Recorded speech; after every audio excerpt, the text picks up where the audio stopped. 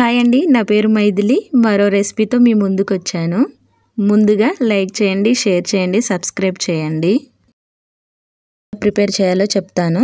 ఒక బౌల్ తీసుకొని 2 కప్పులు రవ్వ వేసుకోవాలి. చిటికెడు ఉప్పు, తగినన్ని వాటర్ కలుపుకోవాలి. మంచిగా దోశ బ్యాటర్ లాగా మిక్స్ చేసుకోవాలి. అందులో కొంచెం జీలకర్ర, ఆనియన్స్, పచ్చిమిర్చి కూడా వేసుకోవచ్చు, కానీ నేను వేసుకోలేదు, మా పాప తినదని. అలానే 2 స్పూన్స్ పెరుగు వేసుకొని దోశ బ్యాటర్ లాగా మిక్స్ చేసుకోవాలి. మిక్స్ చేసి 5 మినిట్స్ పక్కన పెట్టుకోవాలి.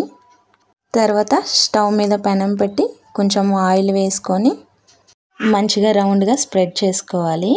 చిన్న గ్లాస్ తీసుకొని పిండిని దోశలాగా పోసుకోవాలి. అది కొంచెం వేడైన తర్వాత చుట్టూ ఆయిల్ స్ప్రెడ్ చేసుకోవాలి. తర్వాత తిప్పి వేసుకోవాలండి.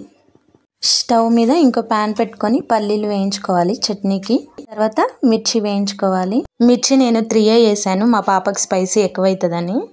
తర్వాత గ్రైండర్ పట్టుకొని పోపు వేసుకోవటమే. మార్నింగ్ బ్రేక్ఫాస్ట్ బాగుంటుంది, ఒకసారి ట్రై చేయండి. Thank you for watching.